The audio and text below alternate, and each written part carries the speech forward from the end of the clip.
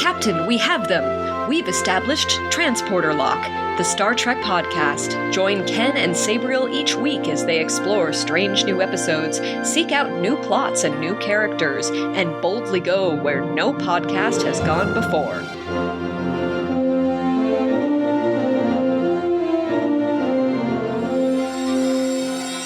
Hello and welcome to Transporter Lock, the Star Trek podcast. I'm Chief Engineer Ken Gagney. And I'm Commodore Mark Thompson. Commodore Mark Johnson, how exciting to hear from you. Very good to be here.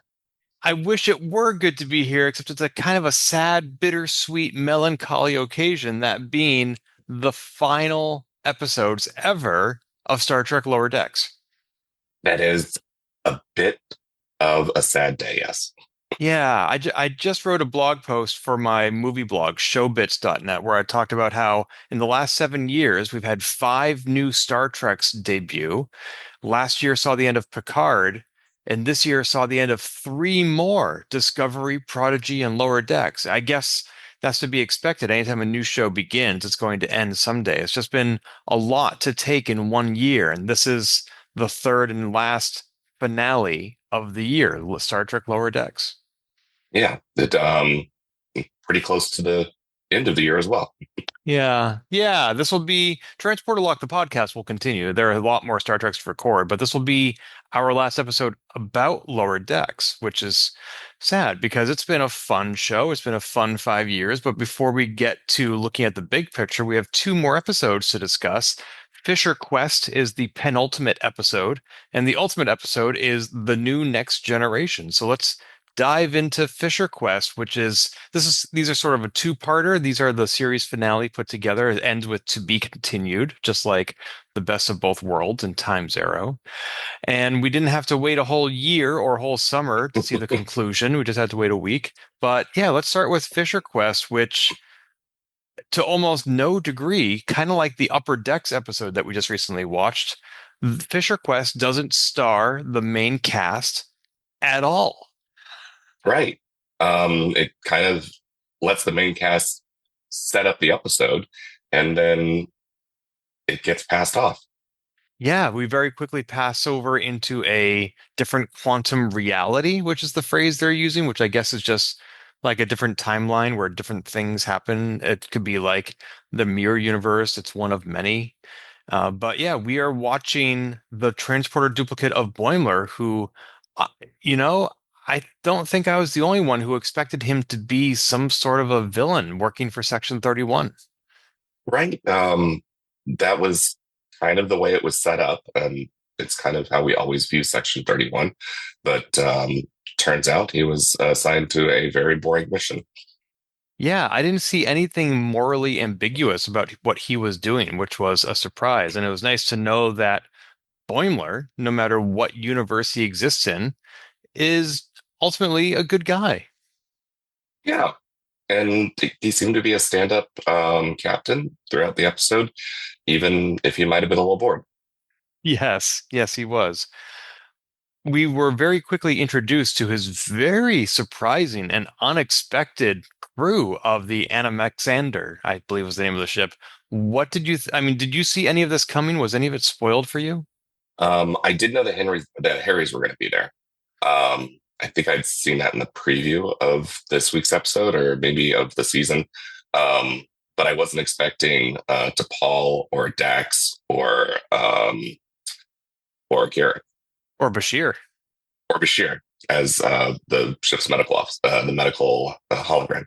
Yeah, those were all surprises to me. Yeah, I am an active reader of Reddit, and I saw that Harry Kim was going to be on the episode. I didn't know that there were going to be multiple Harry Kims in the episode, which was still pretty surprising to me. But everybody else just blew my mind. And I had to wait until the end of the episode to watch the credits to see if these were the actual actors, and they were. Like, they got Jolene Blaylock out of retirement to Yeah. play to Paul. She hasn't done anything significant decades, I think. And she actually wasn't even credited by her full name. I think it just said Jolene playing to Paul. Oh, that's interesting. I did not see that in the credits. Yeah, it's hard to watch credits on streaming services because they get minimized and they try to get you to watch the next episode instead. Yes. But I assume that was her request. We had Curzon Dax, not Jedzia, not Ezri, but Curzon Dax, who we only ever saw in the flesh in the DS9 pilot, I believe, The Emissary, where he was played in a flashback by the actor Frank Owen Smith. He had no lines, and he's only ever been in one other show, a TV show, and it wasn't Star Trek.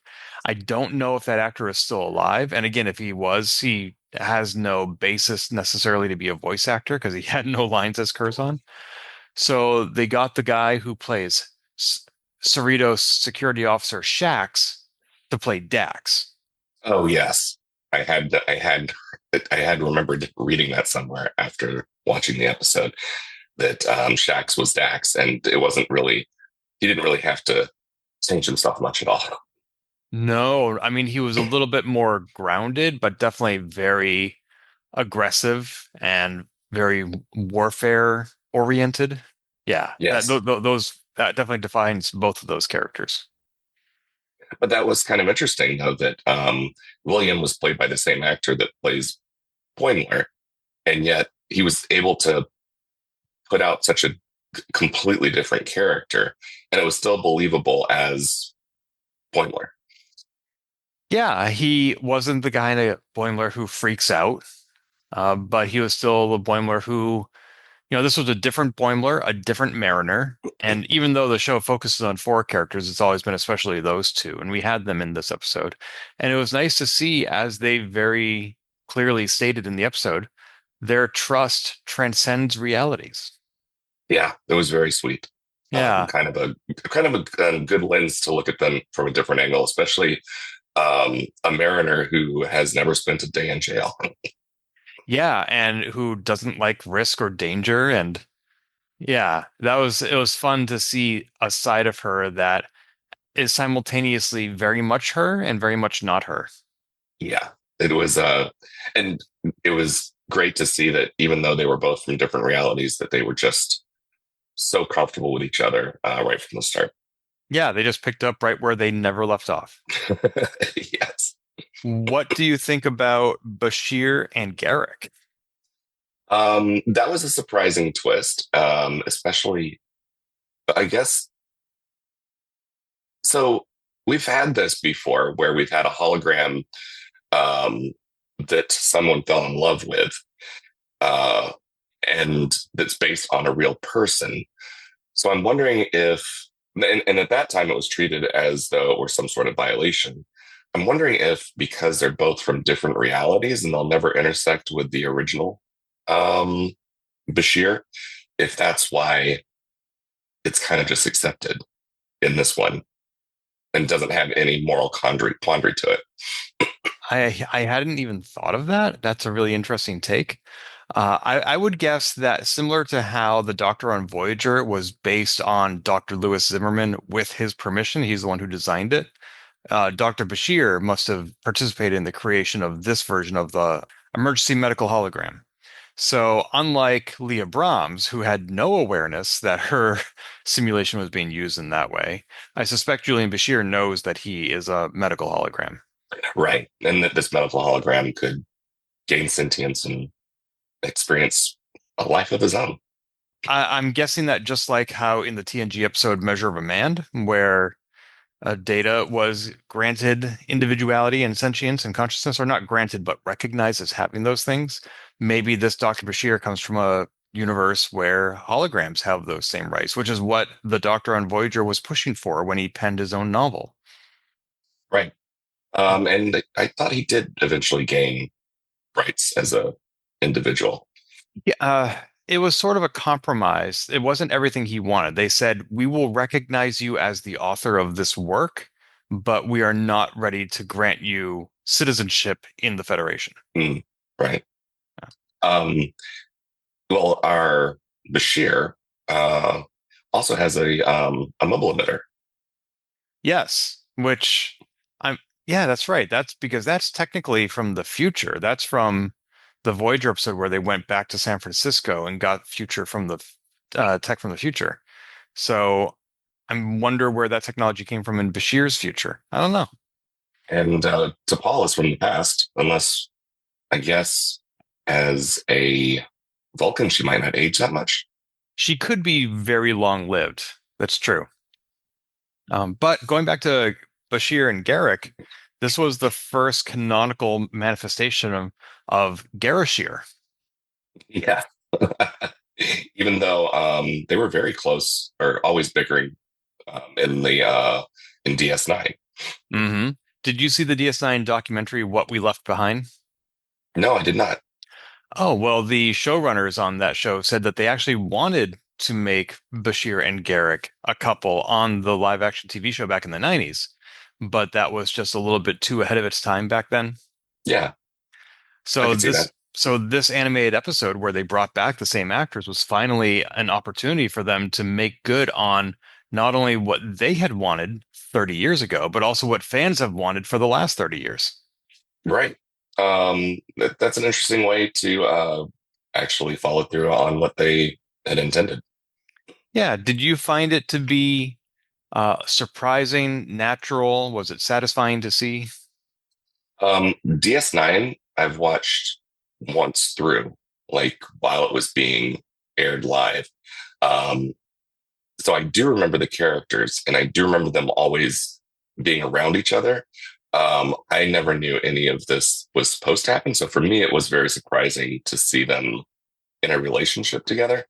And then at first, you're like, are they? And then at one point in time, they're in sick bay and they're literally bathed in a rainbow hued like lighting. And you're like, oh, yeah, this is pretty obvious. Nice. Yeah, I also saw DS9 only once through when it first aired. The only exception is I went back this past October and watched the episodes about the Bell riots Oh, right.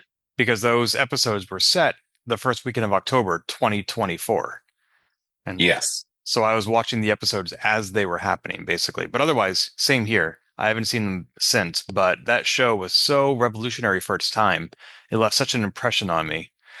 I don't feel like I need to go back and watch it again because the memories are so vivid.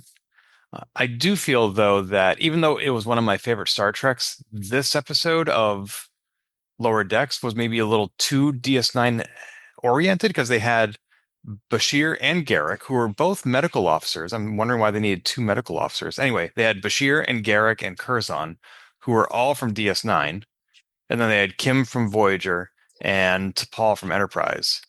I feel like if they wanted to do fan service and represent the entire franchise, they could have had more different characters. Like, how awesome would it have been if they'd had Saru on here? True. Yeah. If they'd been able to animate some, look, have an animated crossover from Discovery. Right. I mean, they did an animated Saru for those very short treks that they did like a year or so ago. Yeah. But and they didn't have anybody from any of the new treks like that have aired in the last 7 years. And it may have been, well, I guess it may have been because Strange New Worlds was too far prior, and Discovery is on both sides of the too far prior and too far into the future. That now we're just like trying to fit everything into canon. But it may be that like all of the characters that we had were relatively close to the time that Lower Decks is set. So that might have been their logic. Yeah, they didn't really have to play with time travel to get the crew that they did, so that makes sense. But I'm also thinking about like they did the Lower Deck Strange New Worlds crossover. Yes. So they've done that before, and the last scene of that episode had the entire Strange New Worlds cast animated in the style of Lower Decks. Right. It was only a brief scene, but I'm like, you already have the models. Bring one of them in. Yeah. Like let's have a young hot Spock on the ship. Yes. You know. Anyway, Um, that would have worked too.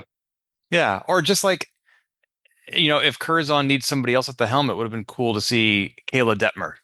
And again, we'd have to play Yeah. with time travel to get somebody from Discovery on there. But anyway, You uh, wouldn't need time travel for Spock no, no, because exactly. Spock is in the prime timeline. Right. And you could easily have a timeline where he didn't go back in time and create the Kelvin universe.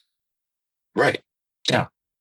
Anyway, but that's not a disappointment that I have. That's not necessarily a criticism because I loved the crew. It was so mind blowing. Like there's a computer game called Star Trek Timelines where you can assemble crews from any of the Star Trek series to make your own specific crew for a ship.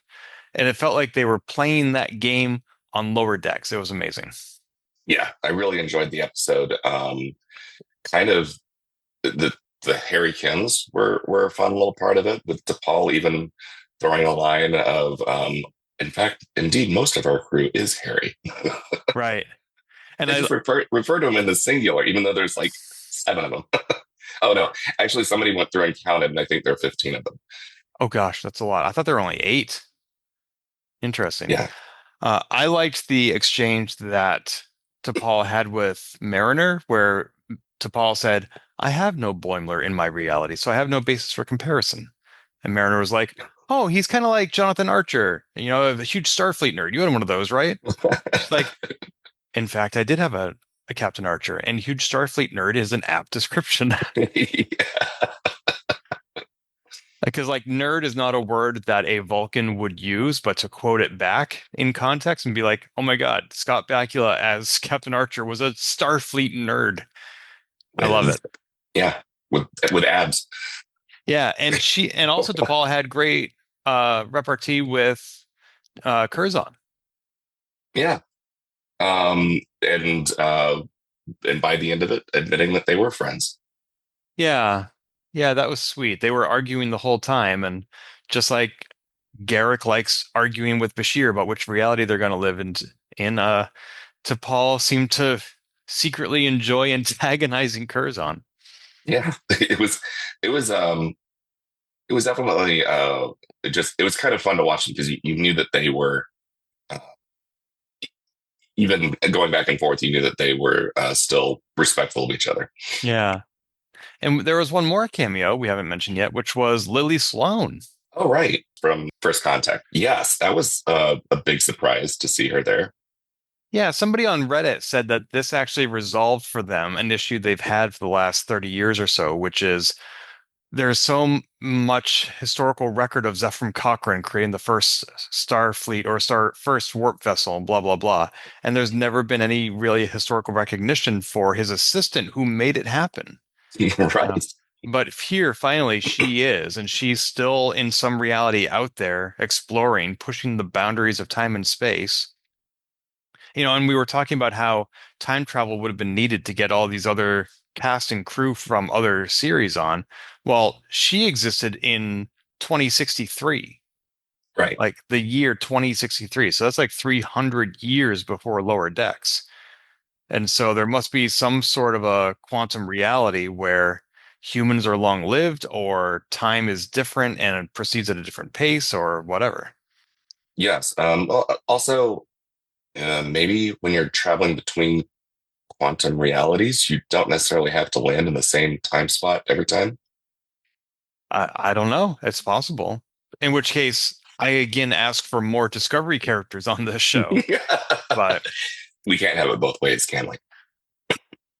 I don't know why not.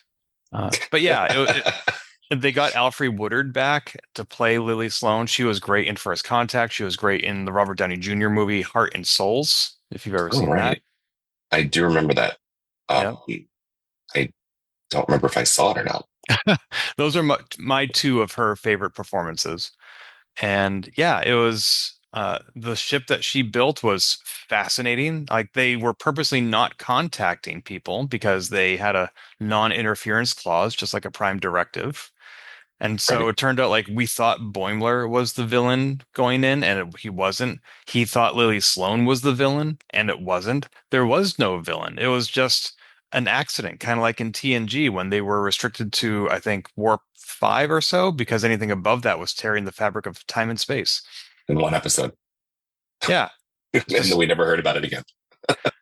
Yeah, yeah. I mean, there were a few episodes where they said like this is an emergency. We're authorized to use warp 9. Right. And by the time Voyager came around, I think one of the reasons they had the folding nacelles is because that fixed whatever the problem was. Right. It was Yeah, supposed to minimize the rivs or right. the tears. Yeah. Yeah, so the plot of the episode is they finally catch up with the people who have been tearing these rifts. It's accidental, and uh they get thrown into prison together. And Harry Kim, one of the Harry Kims, as Mariner says, "Damn you two, Pip Kim." Yes. He finally got promoted, which has been a running gag for the last 30 years, and he uses it for evil. Right. We find out that a Lieutenant Harry Kim is going to be a terrible Harry Kim. Yeah, and I love that he's like, "You can't tell me what to do. I'm Harry effing Kim," Yes. which is just the opposite of every Kim we've ever known for the last 30 years. Uh, it is kind of wild. And it's also interesting that right as he's about to go through the rift, he's like, "You Harry Kims don't deserve to be in reality," and like beams them all off the ship. Which I appreciated because, I mean, it was enough that even if he's an evil Harry Kim, he's still Harry Kim, and I don't want extraneous, excessive deaths in this episode. We lost Curzon, and T'Pol captured his Katra, which was a fascinating combination of a Dax and of a Trill and a Vulcan. We don't know what will come of that because, except for a brief cameo, we never saw the crew of this ship again. Right. We don't know if the Katra will be returned to Trill somehow, and if so, to what? Another Trill? I don't know. Or returned back to that lake of consciousness or whatever it was. Yeah, but it still has to have a body, like a Oh, symbiont. yeah. The lake itself doesn't hold the memories. Yeah, the symbiote does. Yeah, That's interesting. yeah, And uh, we may never know. yeah, which is disappointing. But I didn't expect when this episode ended, I was like, we're never going to see that crew again. Like I figured that was the end of it, and I was pretty much correct. But one of the things I loved about this episode was not only the cameos, but how well it balanced action and introspection. Yeah, because you Yeah. mentioned that Captain Boimler was bored with his exploration, and Lily just took a walk with him and said, "You don't need to meet aliens to explore the universe. You can explore the potential of humanity. Humans who have built rings around the sun." You know, Yeah. and Boimler was like, "Oh my Ships the God, size of continents. right? Yes, exactly." And it goes right from that scene, which is very thoughtful and poignant. And that's also where Lily points out, look at your friendship with Mariner. The trust transcends realities. And then at that moment, Kim steals the ship. And Yes. and that's when we begin this awesome action sequence, which has one of my favorite moments. It was when the Defiant style class ship that they have is trying to catch up with the quantum reality ship, and they go to do the warp jump. And two things about this are awesome. One is that Mariner was like, let's pretend I'm the Mariner who does adventurous, risky things. Yes. Yeah. And she was like willing to risk her life. And she almost did risk her life, but then Bashir pops in, which was awesome. Yeah. But what I loved is when they actually go to the warp, you see the camera from behind the ship, and the ship goes into warp. And a split second later, the camera goes into warp. And while it's warping, it shifts 180 degrees. It rotates. It gets out of warp before the ship does. And then you see Mhm. the ship come out of warp toward the camera. Yeah. That Uh, was incredible. Yeah, I mean, the Discovery did some similar things, not that exact action shot, but times where I've never seen a ship go to warp like that. Right. And it's not that the ship is doing anything different, is that it's being shown from an angle that we've never seen before. And it was just a very brief moment, but I felt like it really heightened the freneticness of the episode, and I really appreciated that. Also, like the terminology they use, calling it a micro warp. Yeah, yeah. So I think that's a thing where I'm trying to think like if we've ever seen it before. The closest I can think of is the Picard effect in season one of TNG, where they warp like from one spot in the battle to another spot in the same battle. Right. The Picard maneuver. Right, right, exactly. Hmm. But other than that, yeah, I just you're right. Y- they once upon a time in Star Trek, they said that you cannot go to warp like within a planetary system. And that Right. and that has never really been true. But with this quantum ship, they said you do have to be outside the gravity well, which I think makes sense. Yes, And so once they're because both gravity and time are so interrelated. something like that, yeah. And since they were outside the gravity well, both ships were able to do what they needed to do. It was awesome. Yeah, except um, the reality jumping ship didn't quite make it. Yeah, in fact, I kept calling it the reality ship or the quantum ship or something. It's called the Beagle. Right. Yes. Which I And thought was kind of clever because the Beagle is also uh, what's his name ship that Darwin? did Darwin's ship, and so it's kind of interesting to have a nod back towards that, or also to could be in reference to Archer's Beagle. That I'm glad you brought up the Darwin thing because that had not occurred to me. What I was thinking is, why would Lily Sloan name a ship after Captain Archer's pet Porthos? Oh, I don't think that's the case. I think that it's a clever nod to Archer's Beagle, like just from the writers, not from an in-universe perspective. But she also could have named it after any. There was a European vessel that was sent to Mars called the Beagle Oh, really? as well. Yeah, Let me double check that. um, Yeah, the Beagle 2. Let's see. and I think Uh, it was on a quest to search for life. it was sent to Mars, but it never landed. Right, it didn't quite make it. The landing system malfunctioned. And it was named after Charles Darwin's HMS Beagle. There you go. So it's a long lineage of beagles causing Okay. trouble. I like this. Thank you for bringing in that historical context. I completely overlooked that when watching the episode. Well, I was watching somebody else's commentary on this, and I was really shocked because they're English, and I was very shocked that they missed the opportunity to call out Darwin's HMS Beagle. Well, you and I are Americans, and I'm sure there's a lot of American history we overlook. True. But usually people in other countries learn their history better than we do. Dumb Americans. I would argue if I could, but you're not wrong. Anyways, Please. I thought it was a clever nod to. I'm assuming it was a clever nod to the HMS Beagle, and I really did like that ship and the style of it and the way that it landed. That was really kind of incredible. Oh, Because yeah. it's the first time we've seen a ring ship in action. We've seen them on people's desks or on the walls, but we've never seen a ring ship actually in action before. Well, I'm not sure that's true because the Vulcans have some ring ships. Oh, And we okay. saw a lot of those on Enterprise, but we never saw them land. Right. Yeah. And But so we have this is our first Starfleet ring ship. that is correct. But you'll notice that in prison, Lily Sloan had a mix of human and Vulcan crewmen. Yes. Because that if you go back to the first season of Enterprise, that's who was collaborating on the Warp 5 ship. It was Right. Vulcans and humans because that was first contact. Yeah. And so here's a reality where they've made first contact, and those Vulcans may not even be from her reality. It's true. It's true. That is true. Although they Because do have that prime directive of theirs. right, that they're not supposed to interfere with cultures that haven't achieved interdimensional travel. Right. And so these must be Vulcans who have achieved interdimensional travel instead of warp. Or it's either that or Vulcans from her reality. Right. Yep.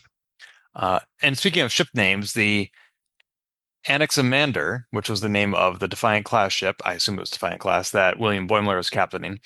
Sabriel and I were chatting about that, and he was a Greek philosopher Mm-hmm. who lived around 600 BC. I had never heard of this particular philosopher before, and just briefly looking at Wikipedia, it's one of his beliefs was that nature is ruled by laws, just like human societies, and anything that disturbs the balance of nature does not last long, which kind of ties into um, Mariner's discovery in this episode, which is that every time one rift is opened, a second one has to open to balance it out. Right. And if Yeah, you open too many, then nature doesn't last long. yeah, and it's kind of fascinating that that they thought that far into it. Um, Hmm. yeah, I did know that he was a Greek. I had read that he was a, well, of course, Googled. I Googled that he was a Greek philosopher. I didn't go any further into it than that. So thank you for bringing that to us. Sure. And that's just my reading of it. It could be that they had a different reason, of course. I am curious, though. So, granted, the Beagle didn't know that they were opening these second rifts. They didn't know that they were threatening reality. But why were so many of those rifts in the prime reality, which Lower Decks is based in? Because they encountered like 4 or 5. So that means that the Beagle went into or out of our reality like half a dozen times. Why would they keep coming back to that one? That is an interesting point. And I didn't necessarily think that they were coming into this reality. Well, I guess, yeah, it has to be this reality. So why are they, yeah, maybe the Prime Universe is just that much more fascinating than any of the other universes. Or maybe it's like a hub universe. It's the easiest way to get to the other universes. Oh yeah, that's an interesting observation. And you keep saying our reality, but I'm still convinced that this reality is the mirror universe. I don't want to think about that. Well, we've already missed so many events from the prime timeline. So I know, and sometimes they like in Picard, sometimes they mess with the timeline to align it with ours. And I was like, no, we're off the path. We're not gonna make yeah. it. Um, Anything else to say about this episode before we move on to the finale? Other than to say that I kind of really enjoyed that we finally got back to the arc of the season, and I thought it was a clever way to do it. Um, I really did enjoy the very end when Boimler is looking at his pad, and then William says, "As long as he doesn't panic, everything will be okay." And he's like, "We're all gonna die." Yep.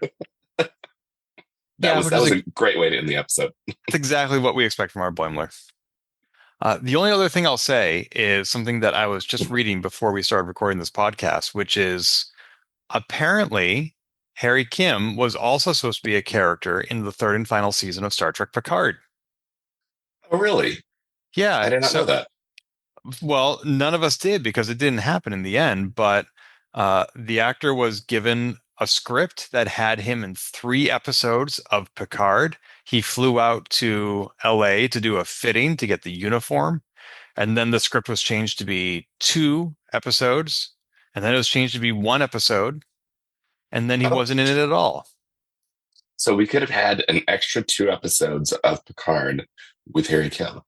Well, not 2 more episodes. I think that Harry Kim was supposed to take the role that Admiral Shelby had, Oh, okay. where like she was the captain of the Enterprise that was being retired.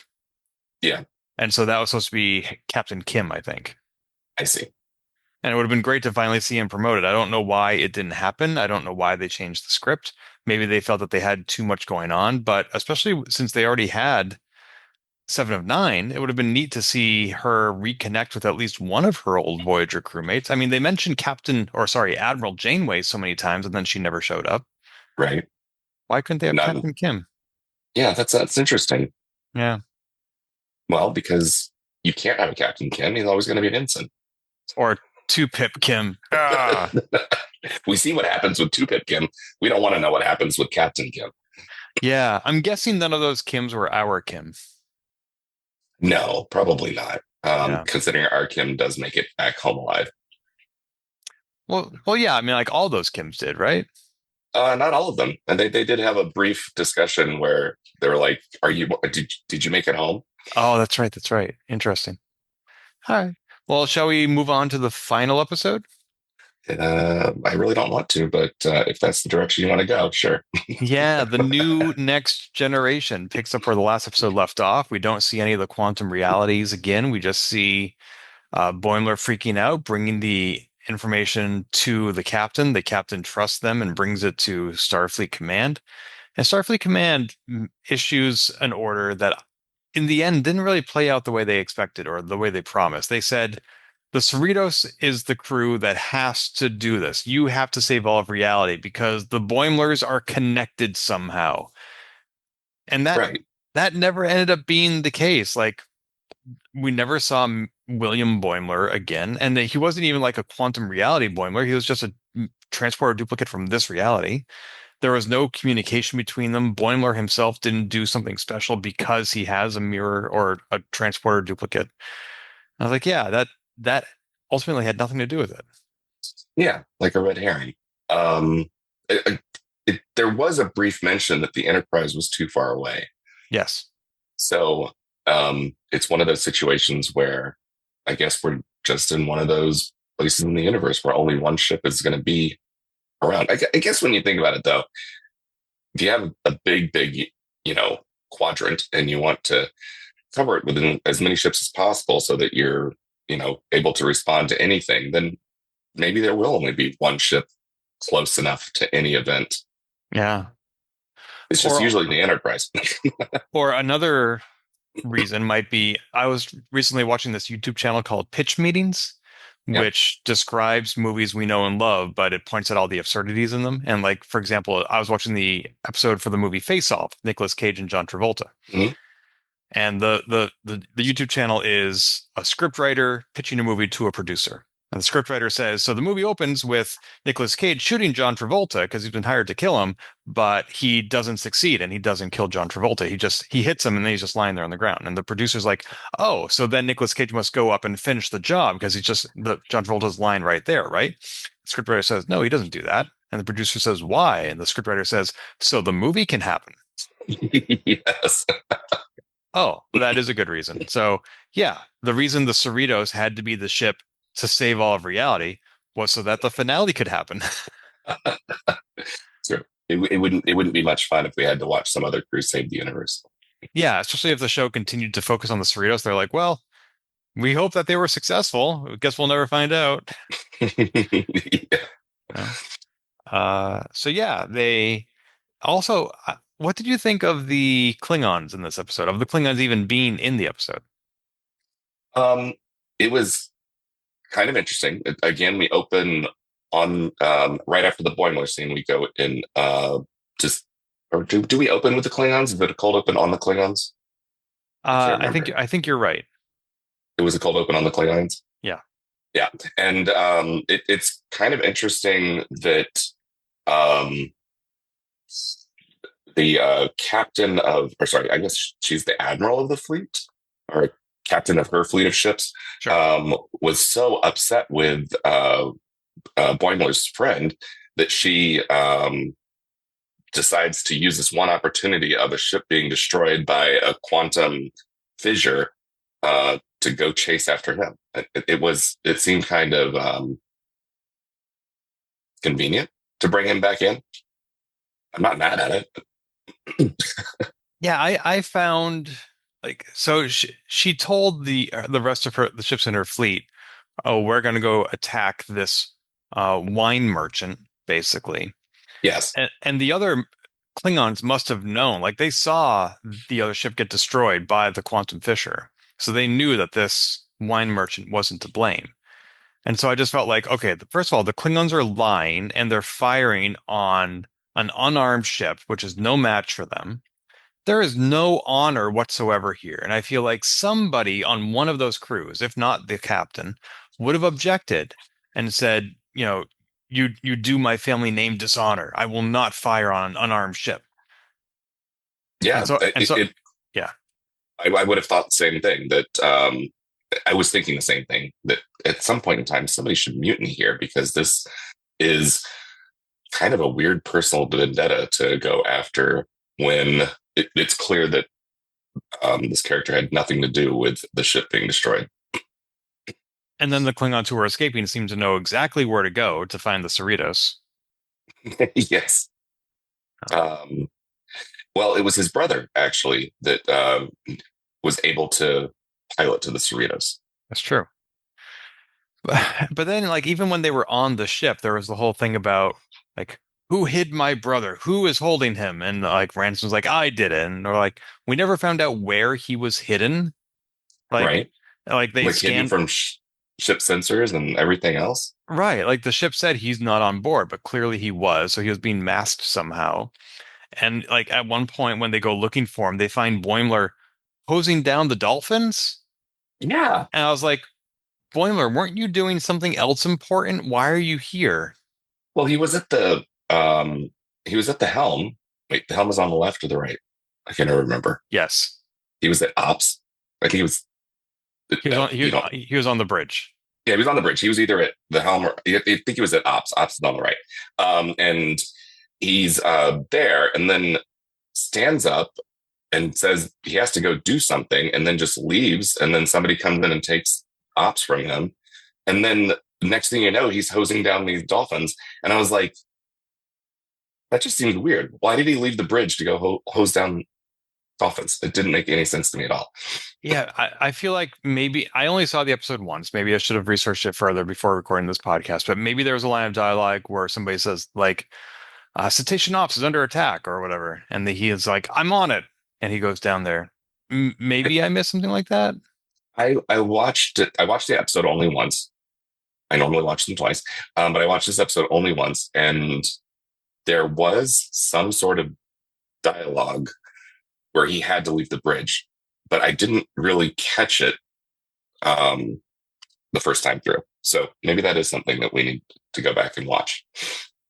Yeah, I did watch the penultimate episode, Fissure Quest, twice. I watched it immediately before watching the series finale because I wanted to see the whole thing as a cohesive unit, and also because the episode was so amazing, I wanted to watch it again. Yes, I thought that episode was just very clever. The use of all of the cameos wasn't forced, and it felt like that was really a good homage to Star Trek as a franchise.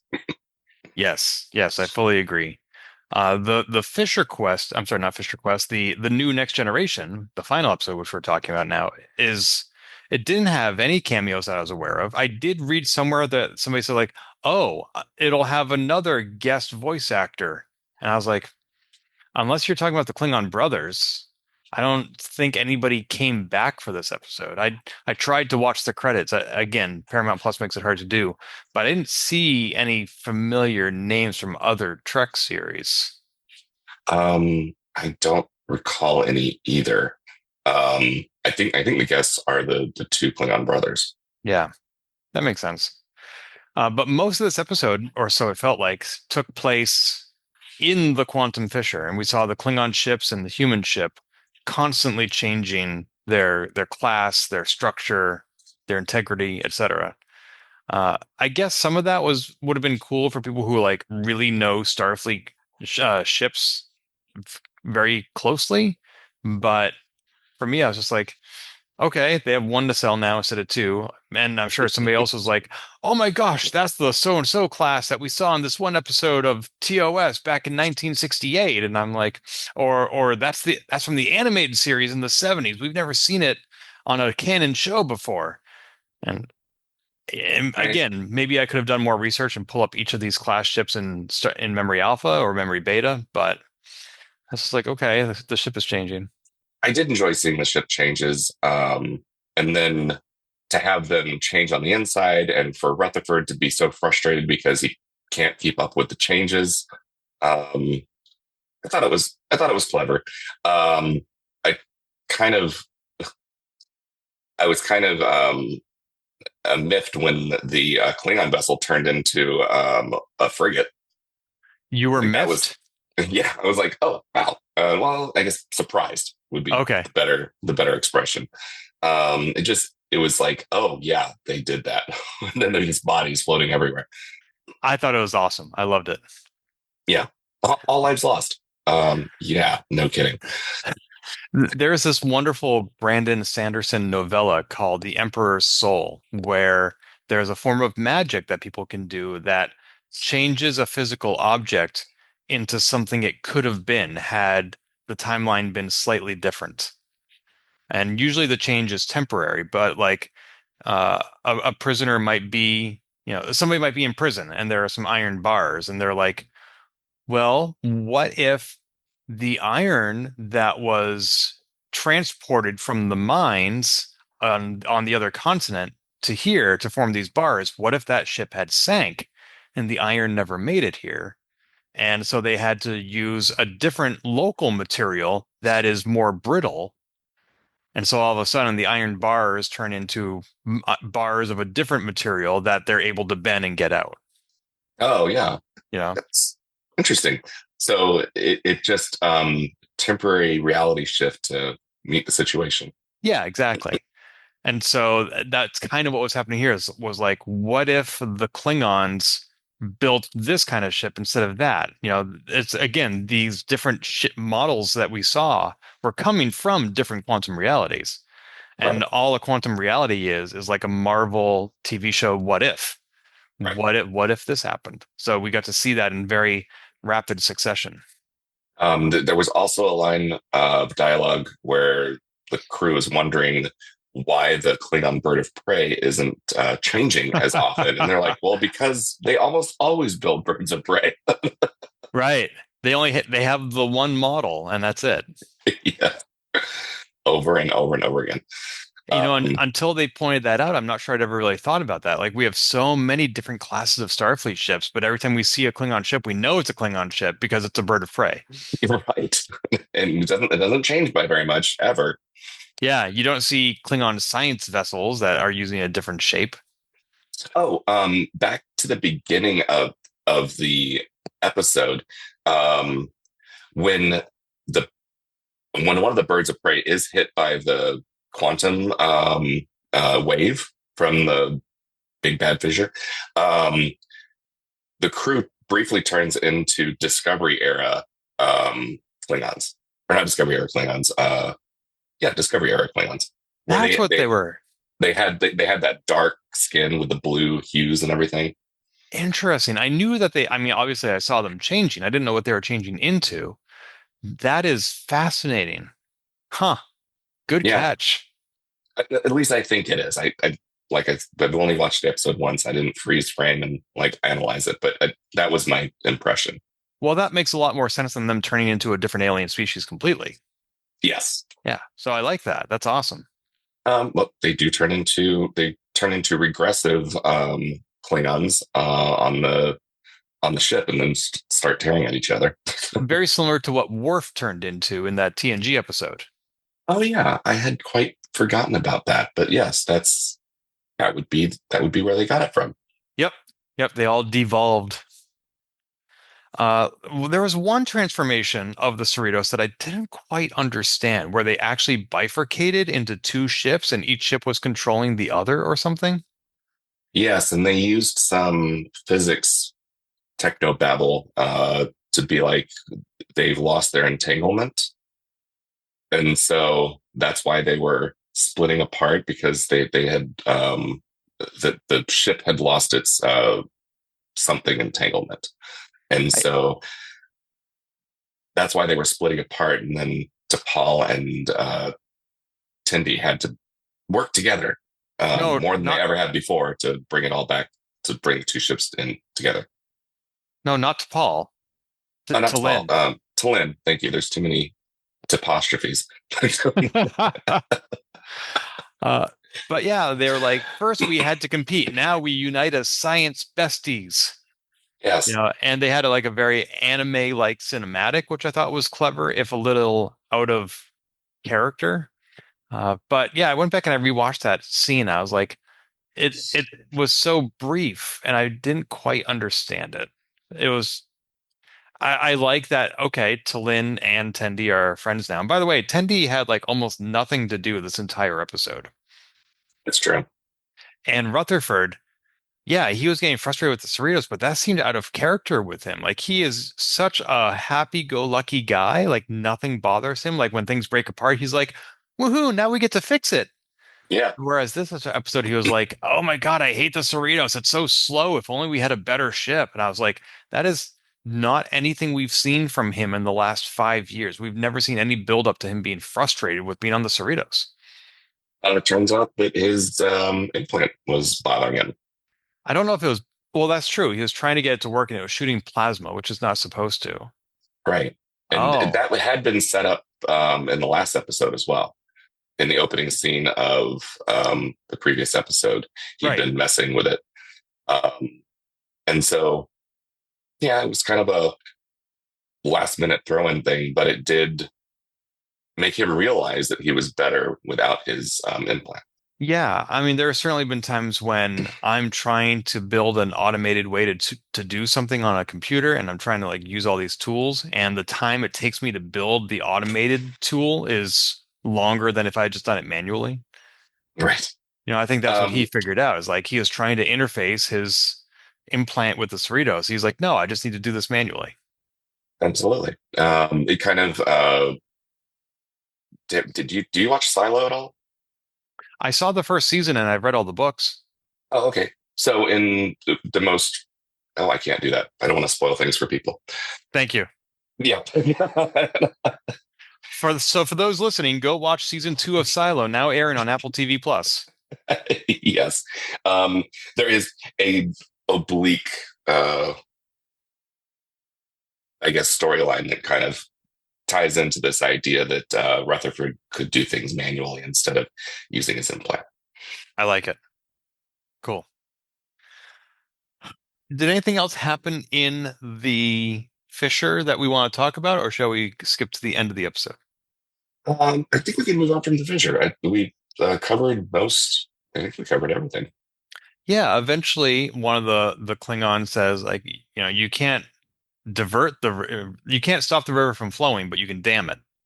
Right. And Mariner's like, oh, of course. And she punches just a few buttons, and they create a permanent quantum wormhole, which, if it weren't for the existence of Star Trek Discovery, I would be totally cool with. I'm like, okay, this is awesome.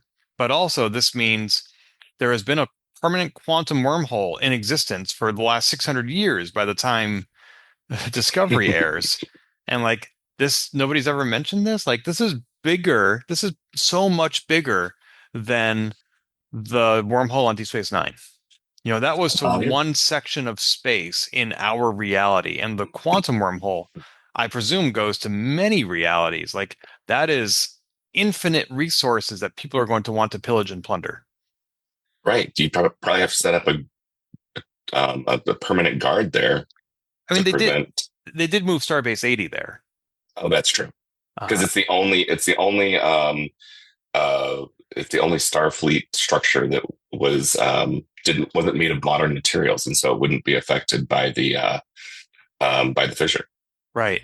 And it's funny that the season opened with them going into an alternative reality where the captain was sent from the Cerritos to Starbase 80, and she's like, "What did my alternative do to land here?"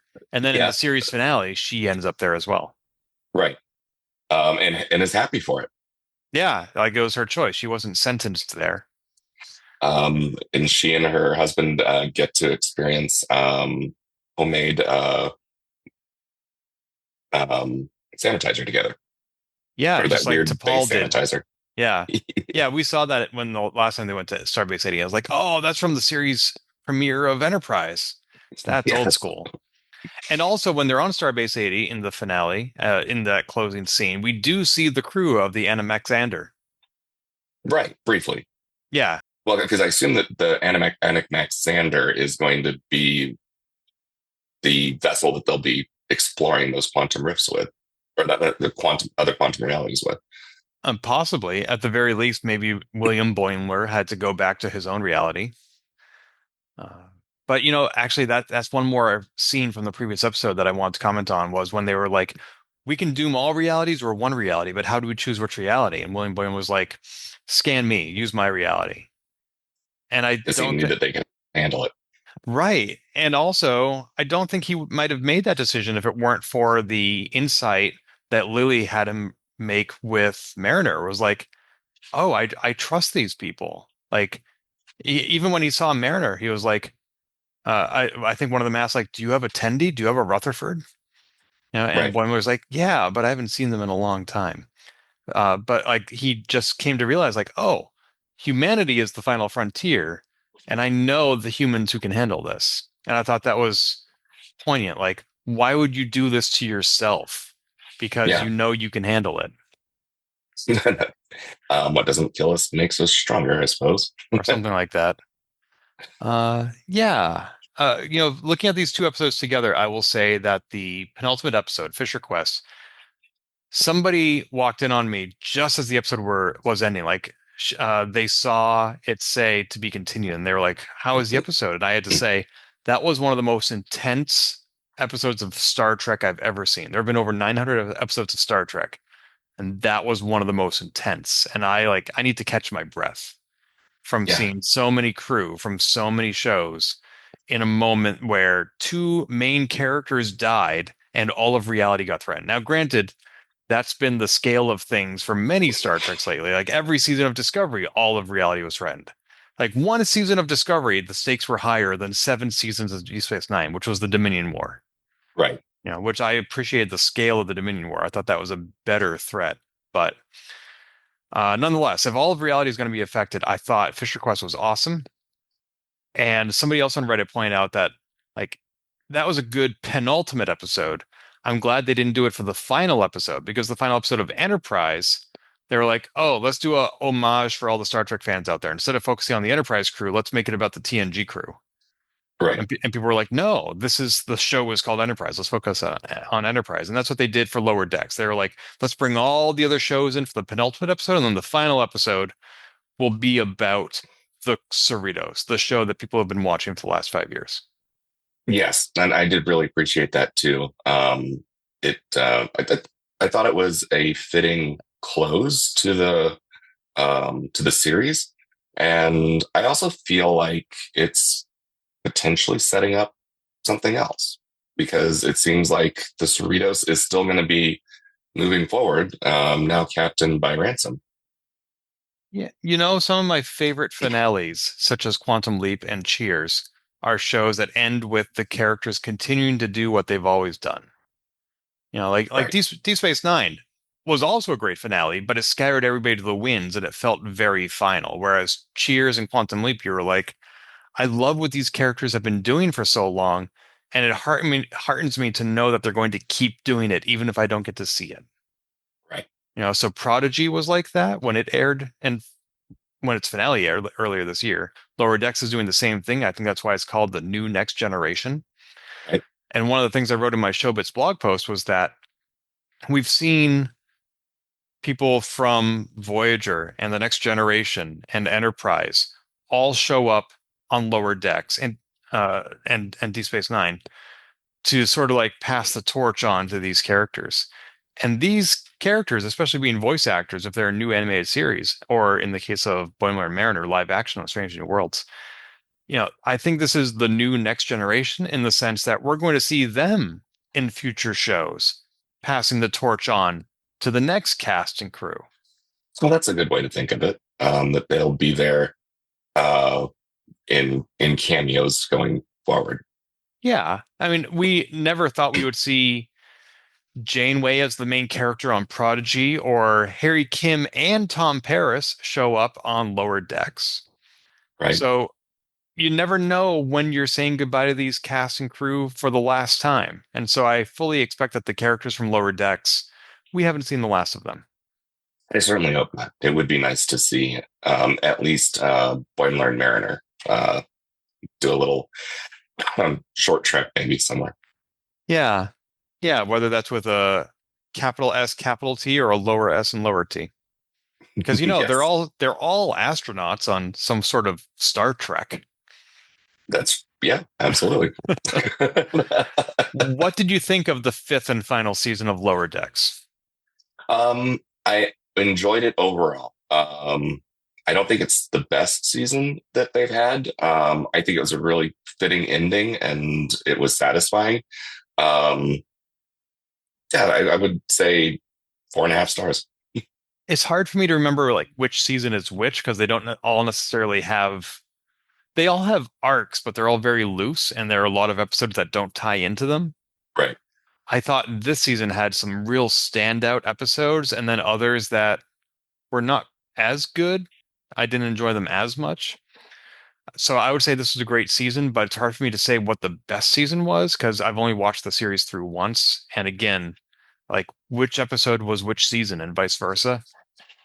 Right. Um, but I do think overall, as a lot of shows as they go on decline in quality. I don't think that necessarily happened here. I thought this was a good season, Oh, and right. as much as I want more Lower Decks, I don't want it to run for 34 seasons like The Simpsons. Are you sure? Yeah, I think Mariner 34 years from now is going to be a very different character. Oh, for sure. Hopefully one of them becomes an admiral within the next 34 years. Well, we now have Boimler and Mariner competing as provisional first officers. That is true. And uh, instead of ameliorating things and making them recognize that they can work together, Ransom is definitely pushing those buttons to get them to be more competitive. Who do you think will get it? Between Mariner and Boimler? Uh-huh. Oh, that was a good question. Um, hmm. I would put my money on Mariner, I think. Even though she is the more obvious choice, I think I could see her being first officer before Boimler. Yeah, I think that just like Seven of Nine on the third season of Picard, I think Mariner is the right degree of Starfleet qualities while being willing to break the rules. Yes. Uh, Boimler, I really like the part where he finally snapped that pad in half. And Yeah. apparently he didn't have a backup, but he's more comfortable being his own bearded self. Uh, Apparently, all you need is a beard to gain confidence. I could see him being first officer of a different ship. Yes. I Yeah. think, yeah, I think he'll get the experience he needs on the Cerritos and maybe transfer. He'll hate to leave Mariner, Rutherford, and Tendi, but I think he'll get what he wants in a different context. That seems about right. Or maybe he'll be happy being part of the senior crew on Cerritos and not necessarily first officer. Just like how Riker refused to be promoted to captain for so long. Right. So I asked what you thought of the fifth season of Lower Decks. Commodore Mark, what did you think of Lower Decks? I really enjoyed it. I'm gonna miss seeing those episodes. I'm probably gonna go back and rewatch it. And I don't normally rewatch any series, but this is one I think I could actually enjoy from the beginning all over again. Yeah, I don't know if I'll rewatch it just because there are so many other shows to watch, like season two of Silo, before somebody spoils it for me. Uh, but I will say, when Lower Decks first premiered years ago, I saw the first few episodes and I thought, there's no way this is canon. Like, it does not make sense that there would be crew this unprofessional in Starfleet and a ship this incompetent in Starfleet. Like, nobody acts like this. Nobody does these things. And by the fifth and final season, I was like, this is as much canon as any Star Trek I've ever seen. Absolutely. And they really brought that home with the montage at the end, where they said it's not just about Rutherford, Tendi, Mariner, and Boimler; it's the whole crew. And they had Right. the sweeping montage. They even had, like, I think maybe from the first season, the guy who had transcended to a higher plane of existence with the koala. Oh, yes. He just suddenly drops back into sick bay.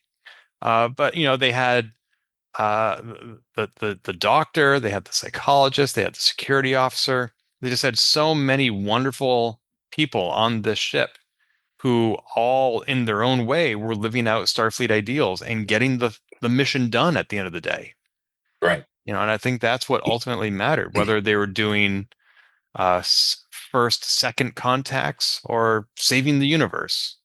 I I, And re I really like this crew, and I think that one of the things this show and Prodigy and Discovery all did really well in their finales. Like in Discovery, there was that really tense action sequence where the first officer who was introduced that season, he was like, the game has changed. I need to change the rules on this battlefield. Can we jump something that isn't the Discovery? And at that same moment, one of the preservers is talking about humanity is about willingness to change. And they show this montage of all these characters and how they've evolved. And in Prodigy, in the final episode, we have the main character choose not to be captain. He's going to be first officer, despite what he's always wanted. Adal is not going to be the captain because he realized that's not where he belongs. And this episode, we see these very immature characters like Mariner be like, no, this is where I want to be and this is what I need to do. I think the Star Treks that went off the air this year did a really good job of showing character arcs and evolution, which is not necessarily something we get in a lot of shows. Right. Especially for this crew, because they started out, and like you said, first season, they were very chaotic. And they kind of definitely, over the course of 5 seasons, they all kind of came into their own. Yeah. Yeah. I mean, I know a lot of people hated Dal in the first season of Prodigy, but sometimes you need to start somewhere unattractive in order to have somewhere to go. Yes. And I think the Lower Decks crew did the same thing. Yeah, absolutely. Well, Commodore Mark, it has been a wonderful 5 episodes of this podcast reviewing the final season of Lower Decks with you. I've very much enjoyed it too. Yeah, and hopefully, just like the crew of Lower Decks, we'll see you in a cameo in the future. Until we meet again. If you've enjoyed this episode, please leave a review on iTunes and keep your hailing frequencies open by following us on Twitter @TransporterLock or subscribing to our podcast and email newsletter at transporterlock.com.